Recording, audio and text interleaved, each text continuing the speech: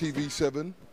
This is Terry Riggs, and we're talking about saving a building, which we're going to have people talking and giving you the information about what the community is about.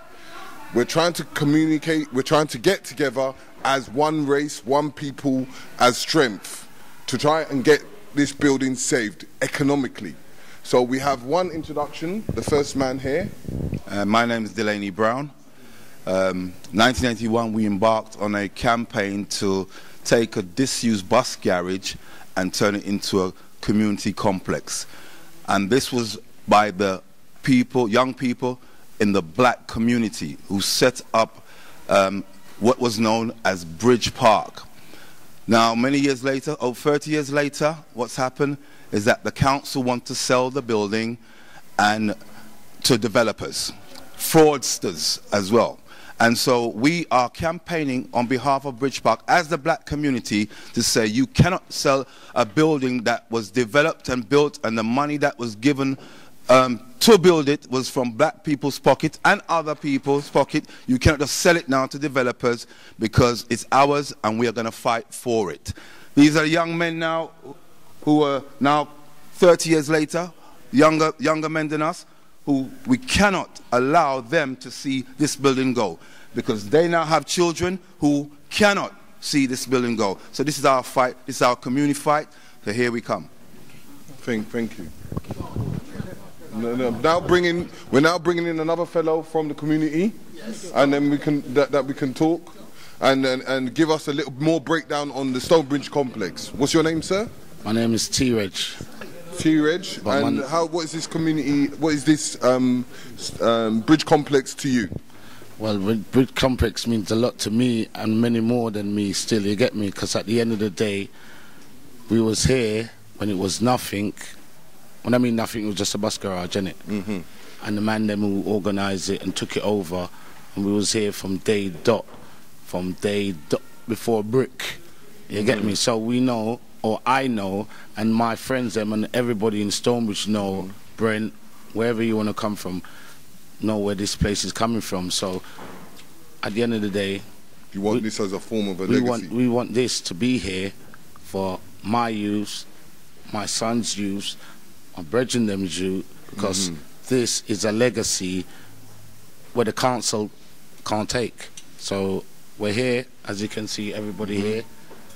As a community, we've all grown up now. I'm 48 years old, so you should know when I'm talking where I'm coming from. So the council, we're going to have to take it to you get me? Because at the end of the day, this ain't going nowhere. Okay, next. Now we have another fellow community guy from Stonebridge, and he's going to give us his attachment to this building. All right, I was here from the start as one of the younger youth them. What I'll say is we got a disease amongst our people where we like to fight against our own. This was a derelict building until Leonard Brown, the HPCC came along. We all went marching and certain thing, and this stigma about missing money and XYZ drives me mad. When you know, you use your intelligence, you know the real truth. And we need this place to keep us going. Well, I left school without no qualifications, and this none whatsoever. And this was a place to come to. One of the best things I learned was here, right here. Exactly. Photography. I learned how to print.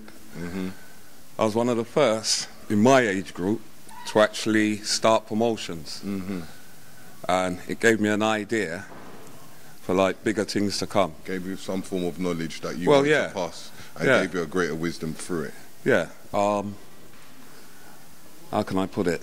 I won't say crime, but other than doing wrongs. Exactly. Took you off the places where you shouldn't be. So I get that. Thank you very much. Next person come along, and the father, before he goes home, you know, he's got responsibilities. Yes, indeed. Thank you, sir. All right. Now we're back again into the light. You know, it got a bit dark out there.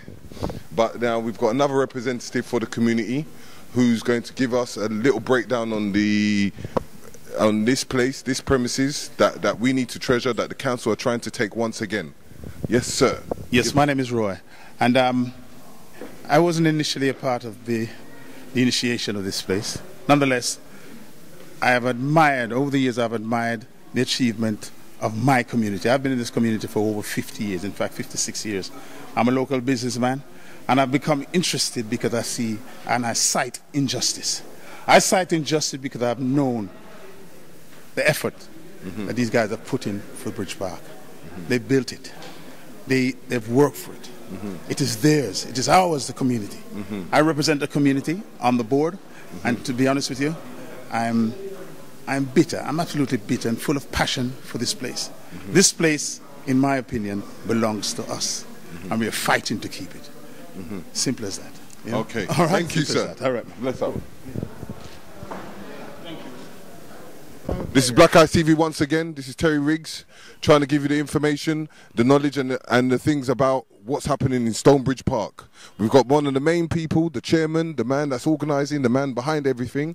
He's going to give us the information and the lowdown of what this thing is about, because this is very serious.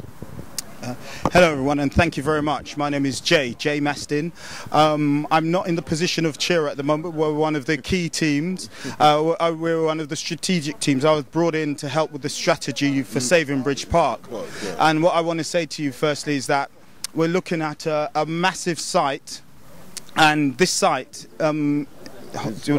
this site as we speak, can we still go? Yeah, go on, just continue. This site as we speak, this site as we speak, as you can see behind me here, is worth over £50 million as it stands.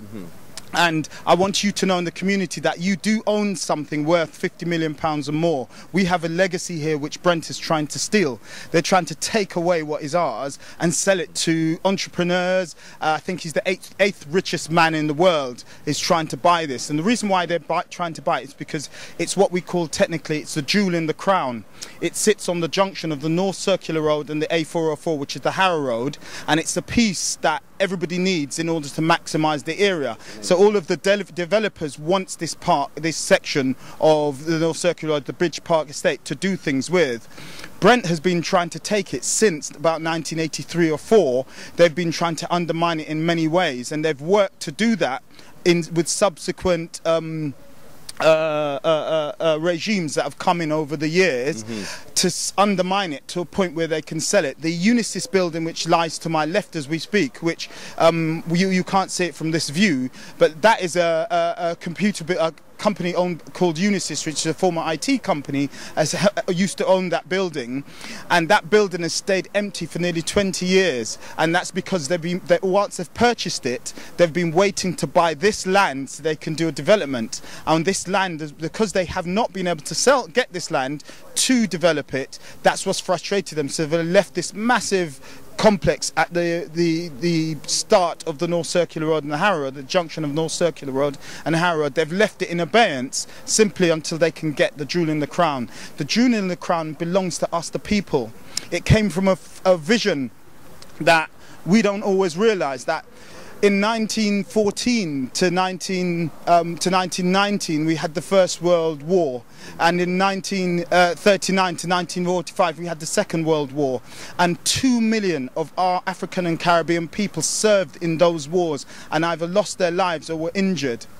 And we formed a legacy. We came back in 1948 on the SS Windrush to form part of the new multicultural Britain. And our foreparents worked on the British transport and on the hospitals. We know what they took. And the reason why this Bridge Park has this building today is not by accident, is it was up for sale circa 1980. And Leonard and the young men who were part of not a riot, because it wasn't a riot, it was an uprising of the young people. They were getting frustrated at the treatment, but there was a part of an uprising that it was a level of awareness that the young people wanted to push out and do things for themselves. And Leonard then put a proposition to the owners of London Transport, who knew the legacy of our foreparents in building the British transport system. Leonard and them, a chap called Leonard Johnson, walked past this building which was up for sale, and he said to them, I want to buy this building. The building was up for approximately £4 million it was being sold for, and after numerous meetings, Leonard Johnson presented his philosophy and vision to them, and they were so captured by what he said and what he did, they agreed to sell that building to him for £1.8 million. So he was approximately £4 million that was worth, and they discounted it to him to £1.8 million. And the reason why they discounted it to him, because they knew if he was going to raise the £1.8 million to buy it, he would need to have a stake in it. So they reduced it so he would have a stake. So whoever he went to, Brent and the other entities, to raise money, he could show that the stake was worth 4 million and it was 1.8 million that he was trying to raise. So they knew the difficulties that he would have. Also, they knew the length of time it would take him. And so they not only sold it to him at a reduced price, offered it to him at a reduced price only to them, so specifically to that, the HPCC, which was the Harlesden People's Community Council, specifically to them. But moreover, they said, it's going to take you some time to raise the money. And they agreed to hold that price good for 18 months to give the people, the local people, the Afro-Caribbean community that was represented at that time, but it was a wider community, but specifically the African Caribbean community, that was the vision, was what they were wanted to do. They brought them alongside, and the people of London Transport said they would back and support him. We went on. I was around at that time, but I was a local business of mine. I was young compared to those chaps. They were a bit older than me, and I had an IT. I have an IT interest in the area, and sportswear interest, and care homes interest. But we were doing things at that time to push.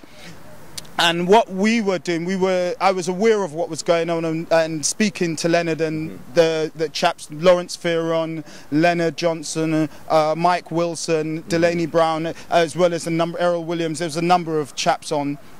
But the point is, these guys came together as great men, and they raised the money. They went to Brent first to raise. Brent said they would give 700,000, but Brent didn't give 700,000 with an open heart. They tried to scupper us, because the way they gave the 700,000, the offer of 700, they did not give it formally. They gave it informally. So they basically said, if you could prove to us you can raise the balance of the 1.8 million, we will give you the 700,000, and we will not give you anything formally until that point.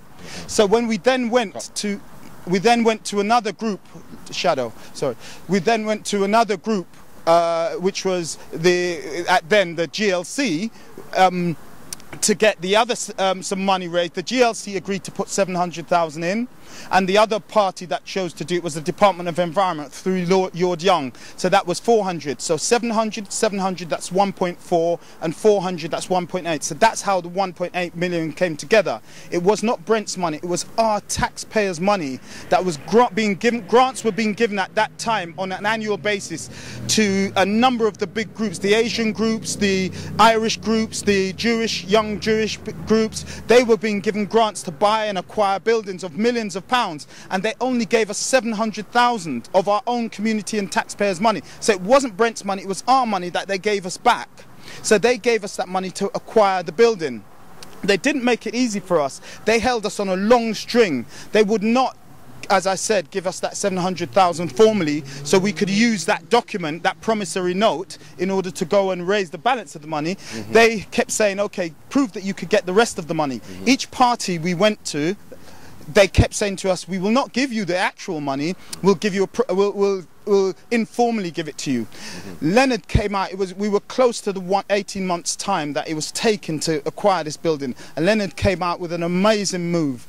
He invited the Department of Environment's people down to a one-to-one meeting. When the Department of Environment's people came to this meeting, when they walked into the room, they saw the Brent representatives and the GLC representatives. Each party was saying, oh, we're not going to give you anything until the other party does. But by the fact that Leonard brought them all in one meeting, not knowing to each other, he then said, right, you've all been saying to me you're not going to give it until the other gives it. You're all now in the same room, sign this paper. And that's how, it was an amazing, inspired thing that this young man of 21 did. That's how we got the 1.8 million to buy this building. So in summary, this building belongs to you. It's worth 50 million. The council is trying to sell it for 15. They're trying to sell it to people where we will lose control of our legacy. We have not only a plan to save the building, we have a plan to turn it into a centre of excellence. That's education, that's commerce, that's leisure. We will have it for our people. We'll set up a trust. We have a vision. We have partners that we can work with to raise the money that will take to buy the land, to take control of it and to do it. We don't need to buy the land. The land belongs to us. We've already bought it, but we want to develop it and we want the right to control that. So if you can help us in any way, please look at www.bridgeparkcomplex.com, www.bridgeparkcomplex.com, email info at bridgeparkcomplex.com. Please follow us on that. If you can donate, if you can help, if you in particular have any legal skills, we need to get some access to the information which Brent holds. Brent, the Department of Environment, the former GLC, which is now the London Borough of Bromley, they all hold our information. We need access to that. If you've got any ways of getting them through the Freedom of Information Act or through a subject access request, a way to help us get our information, access to the facts, please help us. If you've got any legal knowledge, please help us. If you're young and you're on a social media, you've got a social media access, you've got any legal knowledge or you've got energy just to bring the groups. In particular, we want people from the Stonebridge area, the Harlesden area or from the Monks Park area, all parts of northwest London. But we want the wider group, anybody from right across the country, black, white, urban or whatever, who believes in the community spirit, who believes in the community should own what they've built and who would like to come along and help us. We thank you. All I would say, there was a veil through which I could not see. There was a lock of which to Bridge Park we had no key. Some spoke of me and then of thee, and then of thee and then of we. But one day there was none, no obstacles at all, and then neither spoke of me nor thee. This is our building. May our forefathers be here to respect it and our children afterwards. Thank you very much. My name's Jay Mastin. Yeah, greetings. My name's Huey Rose. I am born in this borough, just round the corner from here, a place called Park Royal Hospital. I grew up on Brownlow Road. My parents moved from Jamaica, and Harlesden was the first place that we came to. My connection to Bridge Park, as you can know or see, is that I'm one of the users here. I've been playing with a black badminton club here for the last 20 years. And it's come to my knowledge that they are trying to take away this building facility called Bridge Park Complex, located in northwest London. Obviously, there's a gentrification process going on that's been going on for the last 30 years, where they have been forcing mainly black users, African users, and retaking back buildings to give out to white developers. And as a result of that, a lot of property has been lost. The same gentrification went through in Brixton. It's gone through in Peckham, where they are doing what you call that they force people a market price and they give them. What's that situation called, Leonard? Well, Lady Porter do it, gerrymandering, where they get rid of different. But what's the terminology? I forgot that word they use, where they force that property from you, even though you don't want to sell. Compulsory purchase. Compulsory purchase order. CPO. So this is what this government and previous government have been doing all around the country. Compulsory purchase orders. In the 70s and the 80s, many of our parents owned 3-story homes in the Brixton area. And through compulsory purchase order, they never got rid of the homes. They just took the homes back from black people and they resold them to white developers and gentrified the area. This is what they plan to do here. Same thing. There's a billionaire who is from Europe somewhere, who has made plans to purchase this building, which is actually worth £50 million now, and we have to put a stop to that. Leonard, since the age of 21, has made an old bus garage that was left stranded and derelict and turned it into what we call now the Bridge Park complex. And for him and for us to preserve the legacy of the African Caribbean community here in Harlesden, here in Brent, we have to save this building by any means necessary. And so for you that are unaware, we need you to come out. We meet on Sundays at 2 o'clock till 4 o'clock. Our next meeting will be the last Sunday of July, where you can come out and help us in the process of being able to retain the building. We are looking for the councillors who serve this area, and also for the MP who's also been involved and instrumental in us putting together some strategic strategies in order to move forward. I'm talking about MP Dawn Butler.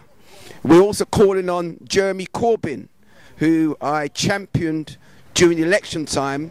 One of your phrases was, "It's not for the few, but for the many." So I'm appealing to Jeremy Corbyn to now act on that word, which was the election campaign. Make sure that this building does not go to those so-called few, but can stay around for the many of our black people that are in this area.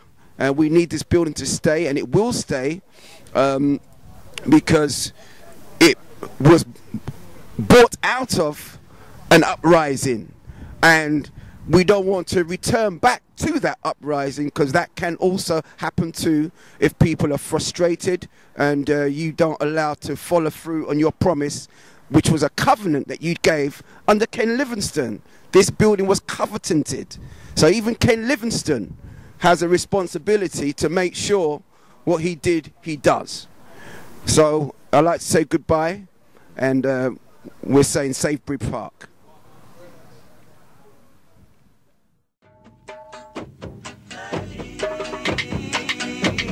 Jerusalem.